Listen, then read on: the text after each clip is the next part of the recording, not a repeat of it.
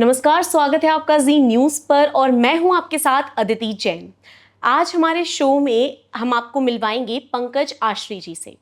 पंकज जी, 10 साल की उम्र में इनके पिताजी का देहांत हो गया था। उसके बाद इनकी और इनके दोनों भाइयों की जिम्मेदारी इनकी माँ के कंधों पर आ गई। अपनी माँ को सपोर्ट करने के लिए इन्होंने गर्मी, धूप या बारिश या किसी भी मौसम की परवाह किए बिना एक घर से दूसरे घर अखबार तक बांटे। इसके अलावा पढ़ाई का इन्हें इतना शौक था कि कॉलेज की फीस या फिर कॉलेज का खर्चा उन्होंने बच्चों को ट्यूशन्स पढ़ाकर उठाया। लेकिन आज वो एक ग्लोबल रियल एस्टेट टाइकून बन चुके हैं। इंडिया से लेकर मलेशिया तक, थाईलैंड से लेकर चाइना तक, यहाँ तक कि सिंगापुर में भी इनकी रियल एस्टेट सर्विसेज का लोहा माना जाता है। आज हम बात करेंगे एक ऐसी ही हस्ती से जो इन्वेस्टर्स और बायर्स के बीच एक एक्सपर्ट की तरह काम करते हैं। क्लाइंट रिटेंशन और क्लाइंट रेफरल में इनकी स्पेशलिटी है। आइए मिलवाते हैं हम आपको अपने गेस्ट से। नमस्कार पंकज जी। नमस्कार आपको भी। अदिति जी कैसे हो? मैं ठीक हूँ, आप बताइए। Thank you so much. Sir, Haryana के छोटे से गांव से आप निकल कर आए हैं और आज आपने रियल एस्टेट में इतना बड़ा नाम हासिल किया है। अपनी जर्नी के बारे में हमारी ऑडियंसेस को कुछ बताइए। सबसे पहले आप सबको नमस्कार। ये मैटर नहीं करता कि आप कहाँ से निकल के आए हैं, आप किस सिटी से बिलोंग करते हैं, चाहे वो छोटा सा कस्बा है चाहे वो बहुत ही छोटा सा कस्बा है, आपके इरादे मजबूत होने चाहिए। अगर आपके इरादे मजबूत हैं तो बड़ी सी बड़ी चट्टान को भी आप तोड़ सकते हो। जैसे माझी ने चट्टान तोड़ी थी और रास्ता बनाया था अपनी बीवी के लिए। It is a determination, right.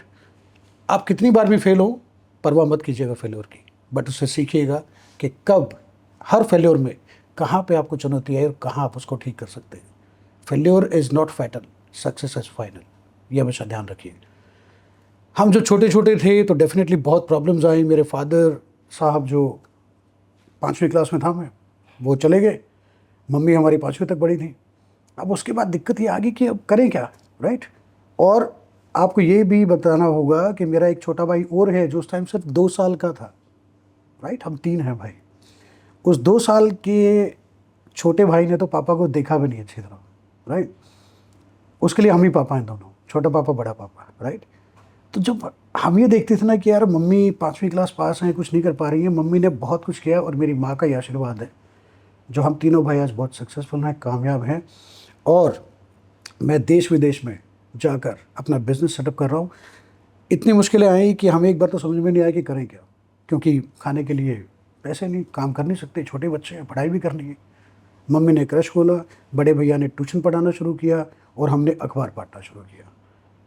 Morning में दोनों भाई 2 बजे उठते थे, 3 बजे अपना पैक होके, चाहे बारिश हो, चाहे सर्दी हो, चाहे तूफान हो, हमें अखबार डाल के आ रहे, क्योंकि उसमें कोई छुट्टी नहीं होती आपकी। और हमें याद है कि उस टाइम पे 150 रुपये भैया को मिलते थे, 150 रुपये मुझे मिलते थे पूरे महीने के। यानी कि आप अंदाज़ा लगा सकते हैं 5 रुपये दिन के थे। दोनों भाई करके आते थे, 300 रुपये मम्मी को देते थे और वो हमने गुजारा किया। स्ट्रगल बहुत किया है, लेकिन एक डिटर्मिनेशन थी कि इस अखबार बेचने वाली कंपनी को भी पीछे छोड़ना है, इतना बड़ा काम करना है, इसके मालिक को पीछे छोड़ना है। नेक्स्ट क्वेश्चन मेरा इसी से रिलेटेड था, जो आपने बोला कि जब गुजारा करना ही मुश्किल था, उस सिचुएशन में आपने इतने बड़े सपनों को कैसे पनाह दी? क्योंकि मेरी मम्मी हमेशा एक बात बोलती है, I am very thankful to my mom, कि उनके पेट से मैंने जन्म लिया। और वो हमेशा एक बात बोलती हैं कि आप चाहे कैसे भी हो, आपको कुछ आता हो या नहीं आता हो, आप चाहे पढ़े लिखे हो या ना पढ़े लिखे हो, लेकिन एक चीज़ होनी चाहिए, जज्बा, डिटर्मिनेशन। अगर आपने सोच लिया कि आपको ये करना है तो वो करना है बेटा, और आपको अपना बेस्ट देना है उसमें। तो वही चीज़ थी कि हमने सोचा कि आज हम इस स्थिति में हैं। और एक समय ऐसा भी था हमारे पास, जब मेरे पापा लाइव थे, हम दिवाली, एक बहुत मैं इमोशनल एग्जांपल बता रहा हूँ, जब मेरी भी आंखों में आंसू आ जाते कभी कभी। मेरे पापा जब अलाइव थे तो हमारा अच्छा बिज़नेस था, बहुत अच्छा, हमारी फैक्ट्रीज थी पापा की, बट किसी वजह से वो बिज़नेस में लॉस हुआ। अच्छे दिनों की बात जब मैं करूं, जब हम 5वीं क्लास में थे, 4थी क्लास में थे, तो उस टाइम पे पूरे मोहल्ले में कम से कम 100 घर होंगे। हम उस टाइम पे छोटी दिवाली को 100 के 100 घरों में, मैं और बड़े भैया, हम मिठाई का डब्बा हर एक घर में बांट के आते थे, 50 घर में मैं, 50 में वो। और पूरे घर में, हमारे घर से पूरे मोहल्ले में मिठाई जाती थी कि भाई मनमोहन सिंह के बेटे हैं और मिठाई जा रही है। एक समय ऐसा भी आया कि हमारे पास खाने के लिए पैसे ही नहीं थे दिवाली के टाइम पे, कि खाएंगे क्या। एक बहुत ही इमोशनल बात बता रहा हूँ जिसमें मुझे अभी भी I can cry in that as well. आटा होता है, आटा, और आटे को हम नॉर्थ इंडिया में छानते हैं, राइट। उसका छानस बच जाता है ना, उसको तो नहीं खाते ना। नहीं। तो एक दिन हमारे पास ऐसा था, छोटी दिवाली ऐसी भी थी हमारी, कि उस आटे के छानस से मेरी माँ ने एक मोटी रोटी बनाई थी, और वो टेक योर टाइम। और इससे भी ज़्यादा बात बताऊं कि जब दिवाली होती थी, जब तक मेरे पापा अलाइव थे, ठीक है, तो दिवाली जो पापा जब थे, वो दिवाली ऐसी थी कि मैं और मेरे बड़े भैया मेक श्योर करते थे छोटी दिवाली को पूरे मोहल्ले में अगर 100 घर हैं तो 100 के 100 घरों में हम मिठाई का डब्बा दे के आते थे। पापा कहते थे सबको मिठाई दे के आओ बेटा, जाओ, राइट। और ऐसी दिवाली भी आई जब पापा नहीं रहे कि हमें 20-20 रुपए के पटाखे की दुकान लगानी पड़ी 1 महीना पहले, और फिर उस 20 रुपए के मैंने 360 रुपये कमाए और पटाखे भी बचाए। तो ये स्ट्रगल वो था कि एक तो आप इतनी ऊंचाइयों में चले जाओ, एज ए बच्चे आपको पैम्पर किया है, यानी कि मेरी माँ ने हमें कभी इतनी तरह से नहीं रखा क्योंकि नौकर चाकर होते थे उस टाइम पे। लेकिन एक समय ऐसा है जब पापा नहीं थे कि मेरी माँ को 40-40 बच्चों का मल धोना पड़ा, 40 बच्चों को रखना पड़ा, और वो गुजारेगा। हम दोनों भाई सुबह उठ के जा रहे हैं, छोटे भाई को कुछ पता ही नहीं है, 2 साल का है वो, राइट। तो उसके लिए हम ही फादर हैं, हम ही मदर थे।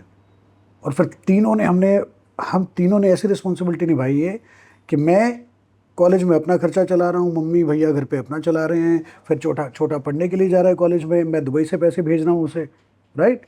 और लोग ये कहते थे, जब उसके कॉलेज में था छोटा, उसके अकाउंट में पैसे आते थे दुबई से, SBI में उसका अकाउंट था, तो बैंक वाला उसको एक दिन बोलता है, अरे ये पैसे कहाँ से आ रहे हैं भाई दुबई से, किस तरह के पैसे हैं? छोटे भाई ने प्राउड के साथ कहा था, ये मेरे भाई ने पैसे भेजे हैं भाई। So that is the kind of life we have led. That was truly inspiring. मुझे लगता है माहौल बहुत इमोशनल हो गया, तो इसको थोड़ा सा और इसी वे में मोड़ते हैं। आपके हिसाब से कम्युनिकेशन, सोशल इंटरेक्शन और इंग्लिश लैंग्वेज बहुत इंपॉर्टेंट होती है। एब्सोल्युटली। तो आप लोगों को या फिर नए स्टूडेंट्स को कैसे एडवाइस करना चाहेंगे कि सोशल इंटरेक्शन और कम्युनिकेशन का कितना महत्व है आपकी सक्सेस में? एब्सोल्युटली। आजकल का जो ज़माना है ना, that's totally a digitalized world. The more you show yourself, the more the progress chances are there you will do, right. Right. मुझे आज भी याद है कि जब मैंने पहली बार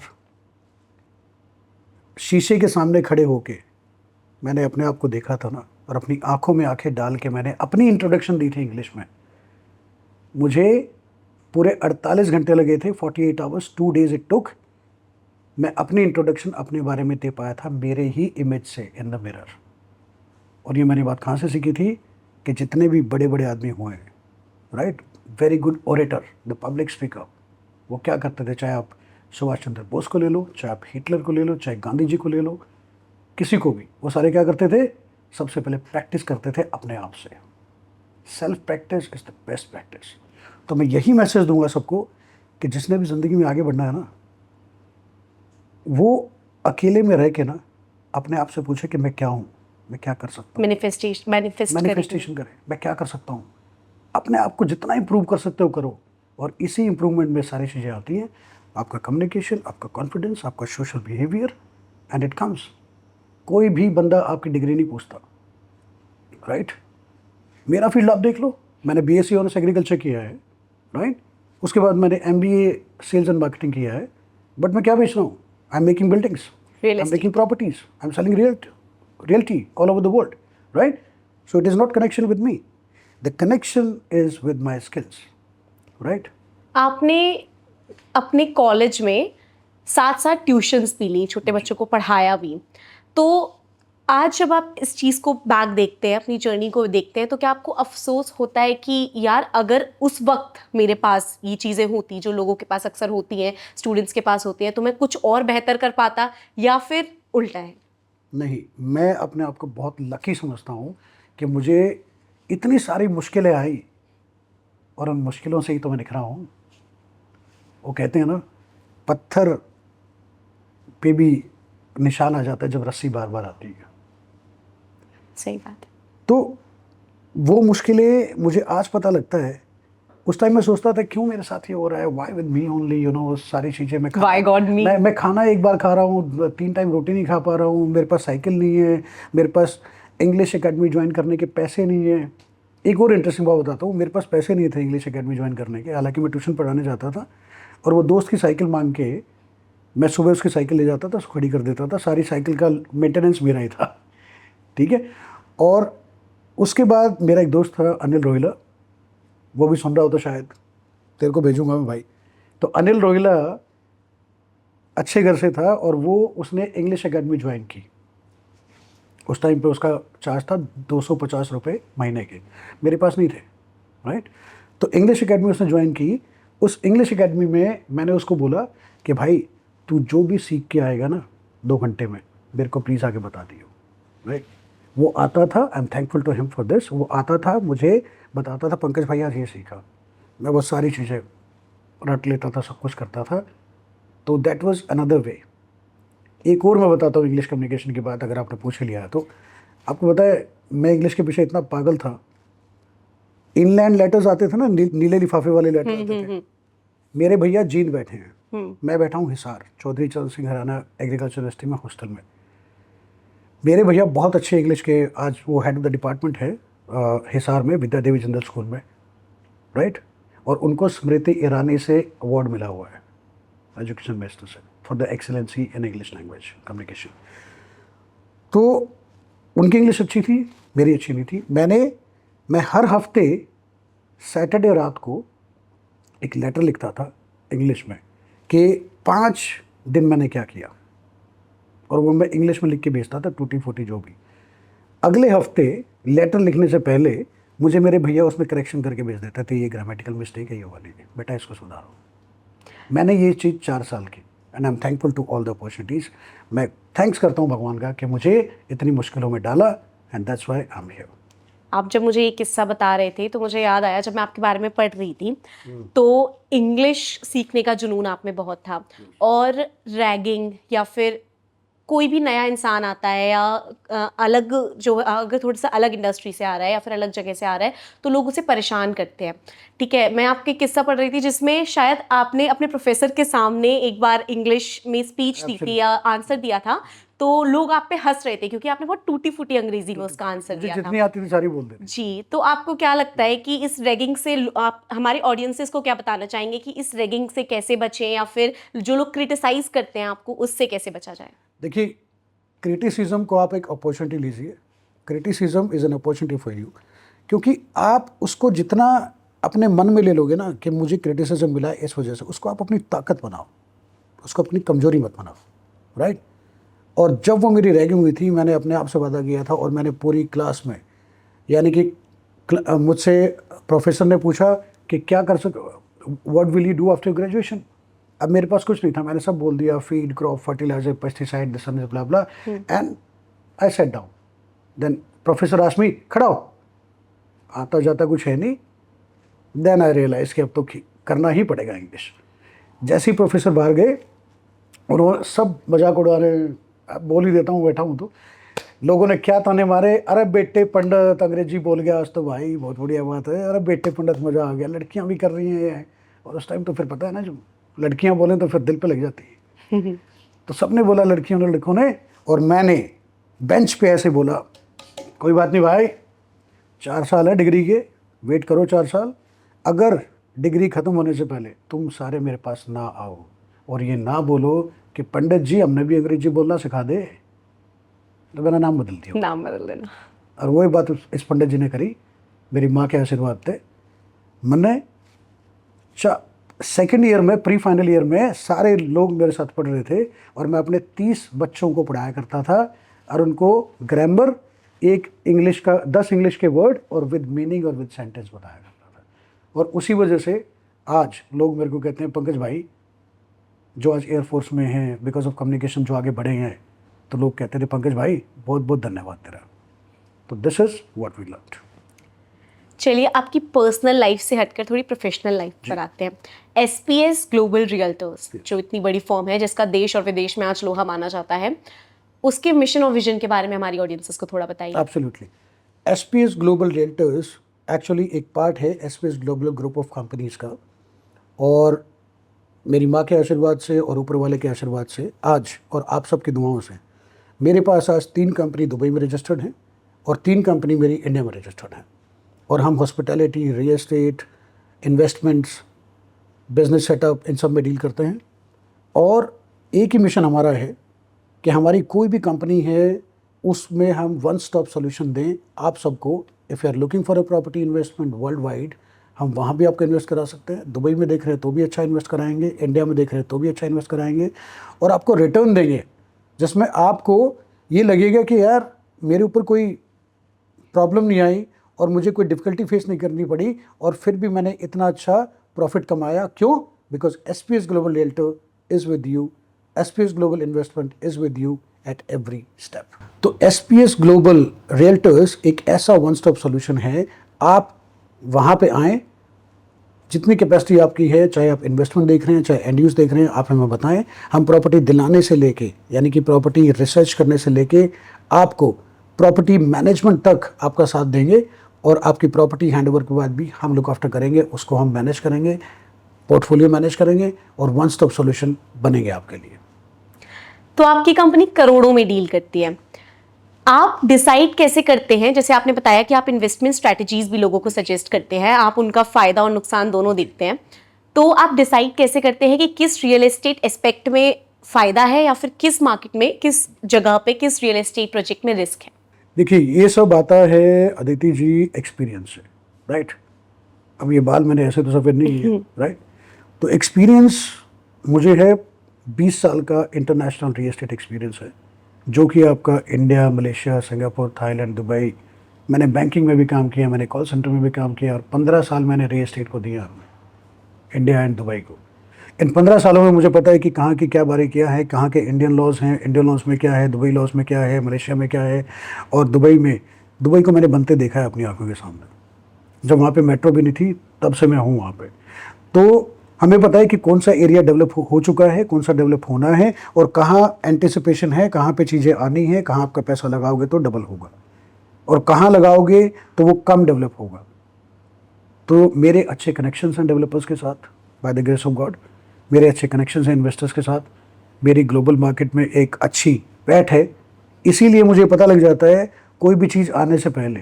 दुबई में डेवलपर्स जब भी कोई प्रोजेक्ट लॉन्च करता है, मुझे पहले पता लग जाता है 2 महीने पहले कि ये प्रोजेक्ट आने वाला है। तो मैं उस चीज़ का फ़ायदा उठाता हूँ, अपनी एक्सपीरियंस का, नॉलेज का, और एंटिसिपेशन का। Since you are marketing yourself as a real estate expert, Dubai हमेशा से रियल एस्टेट के मामले में बहुत बूम किया है और आगे भी करेगा। तो आपको क्या लगता है आज से आने वाले 5 से 10 सालों में लग्जरी हाउसिंग, कमर्शियल प्रोजेक्ट्स या फिर अफोर्डेबल होम्स क्या ज़्यादा बूम करने वाले हैं? देखिए, दुबई एक ऐसी जगह बन चुका है अभी, वो इंटरनेशनल होम बन गया है, international second home for everyone, right. चाहे आप उसमें लग्जरी वाले ले लो, वो भी भरे पड़े हैं, दुनिया के बहुत अमीर आदमी है, सब कहते हैं यार मुझे दुबई में लेना because of safety and security. Affordable वाले भी आज उसमें कूद चुके हैं। वाई? बिकॉज हर एक बंदे की कैपेसिटी एक जैसी नहीं होती। तो आज वहाँ डेवलपर भी समझ चुका है कि मैं अगर अफोर्डेबल प्रोजेक्ट लेके आ रहा हूँ तो मुझे 60-40, मुझे एक पेमेंट प्लान ऐसा देना होगा जिसमें पेमेंट आराम आराम से दे बंदा, और पोस्ट हैंडओवर भी पेमेंट हो, और मॉर्गेज लेने में भी आसानी हो, राइट। तो ये मार्केट आज के टाइम पे हर एक बंदे की मार्केट है, because everybody wants a second home, whether he is buying a property of 1 million और he is buying a property of 100 million. तो ये हर एक बंदे का सपना है कि एक अच्छा लाइफस्टाइल, अच्छी ज़िंदगी, tax free income and everything, और मेरी फैमिली सेफ रहे, एजुकेशन मिले, हॉस्पिटैलिटी मिले, और अच्छा कल्चर मिले। तो हर एक बंदा चाहता है कि मेरा घर हो ना वहाँ पर। तो अपॉर्चुनिटी सबके लिए है, चाहे आप कमर्शियल कर रहे हैं। इवन कमर्शियल में 100% बिजनेस सेटअप आपके नाम पे होगा। मेरी जितनी भी कंपनियां हैं, 2 साल पहले मेरा लोकल बंदे के साथ स्पॉन्सरशिप होता था। लोकल बंदा स्पॉन्सर करता था, 51% शेयर उसके होते थे, 49 मेरे होते थे। लेकिन अभी 2 साल पहले दुबई ने क्या किया कि 100% शेयर आपके होंगे, you don't need a local sponsor. तो Dubai is doing everything for commercial, residential and your agriculture as well. अच्छा, मार्केट में कंपटीशन तो बहुत है और हर जगह ब्रोकर्स अपनी इन्वेस्टमेंट स्ट्रैटेजीज लेकर एस्टैब्लिश्ड है, लेकिन हमने आपके बारे में सुना है कि आपका आपका क्लाइंट रिटेंशन बेस बहुत अच्छा है, क्लाइंट्स आपके पास वापस आते हैं, क्लाइंट रेफरल बेस आपका बहुत स्ट्रॉन्ग है, तो उसके पीछे स्ट्रैटेजी क्या है, या आप क्या अपने क्लाइंट्स को प्रोवाइड कर रहे हैं, कितनी वैल्यू प्रोवाइड कर रहे हैं जिसकी वजह से क्लाइंट आपके पास लौट के आ जाता है? देखिए, सबसे बड़ा फैक्टर तो होता है इकोनॉमिकल जी, राइट। आपको अगर कोई रिटर्न अच्छा दिला रहा है, वो रिटर्न अच्छा कैसे दिलाएगा? एक्सपर्टीज से, क्योंकि मेरी और मेरी टीम की ये एक्सपर्टीज है कि जब भी कोई क्लाइंट हमारे पास आता है तो हमें पता है कि उनका बजट क्या है, रिक्वायरमेंट क्या है, और उसके अकॉर्डिंगली हम उसको चीज़ दिलाते हैं राइट। और मुझे पता है कि अगर मार्केट में, बिकॉज दुबई में बहुत सारे प्रोजेक्ट लॉन्च होते हैं, अगर मार्केट में 50 प्रोजेक्ट लॉन्च हो रखे हैं तो उनमें से कौन सा प्रोजेक्ट चूज़ करना है, कौन सी लोकेशन चूज़ करनी है, कौन सी आगे बढ़ेगी, तो ये हमें सारा पता होता है। तो हम उस प्रोजेक्ट में इन्वेस्ट कराते हैं जिसमें मुझे मेरे क्लाइंट का 100% रिटर्न नेक्स्ट 5 ईयर्स में आ जाए, एटलीस्ट 20% अप्रिशिएशन तो हो राइट। अगर 5 में नहीं आएगा, 6 में आ जाएगा, बट इससे ज़्यादा नहीं हम करते। तो इन्वेस्टर्स आर हैप्पी। और हम ये भी करते हैं, दुबई का सबसे अच्छा एक फ्लिपिंग बोर्ड है, दुबई सबसे अच्छी इसलिए है इन्वेस्टर्स के लिए कि आप प्रॉपर्टी को फ्लिप कर सकते हो even before the project is completed, like in Malaysia, because we are globally dealing in property. Malaysia में और सिंगापुर में आप प्रॉपर्टी फ्लिप नहीं कर सकते जब तक प्रॉपर्टी बन के तैयार नहीं हो जाती, तो 3 साल आपको वेट करना पड़ेगा। इसका मतलब आपको, और वहाँ पे पोस्ट हैंडओवर पेमेंट प्लान भी नहीं होते, तो इसका मतलब आपको 100% देना पड़ेगा। वेयर एज इन दुबई आप 60-40 पेमेंट प्लान है, 60% हैंडओवर तक दीजिए, 40% उसके बाद दीजिए 40 महीने में। तो यहाँ पे फ़ायदा क्या है कि आप सिर्फ 24% दीजिए, उसके बाद आप हमें बताइए। हम हमेशा एडवाइस करते हैं कि आपको प्रॉपर्टी कम से कम 2 साल रखनी चाहिए। प्रोजेक्ट पूरा हो रहा है 3 साल में, प्रॉपर्टी रखो 2 साल राइट। तो 2 साल में आपकी मैक्सिमम पेमेंट जाएगी 50%, ठीक है। तो आपने 50% लगाया, एग्जांपल लेता हूँ मैं इंडियन रुपीज़ में, 1 करोड़ की प्रॉपर्टी आपने ली, 50 लाख रुपए आपने दिए 2 साल में, ठीक है। और 2 साल के बाद मैंने देखा कि प्रॉपर्टी अप्रिशिएशन 10% हो गया है हर साल, तो 10 + 10 20 हो गया। तो 20% जो प्रॉपर्टी अप्रिशिएशन हुआ वो किस में हुआ? वो आपका 1 करोड़ पे हुआ। 1 करोड़ पे कितना हुआ? 20 लाख। आपने दिए कितने? 50 लाख। तो मैं तो वही पूंजी देखूंगा ना जो मैंने लगाई है।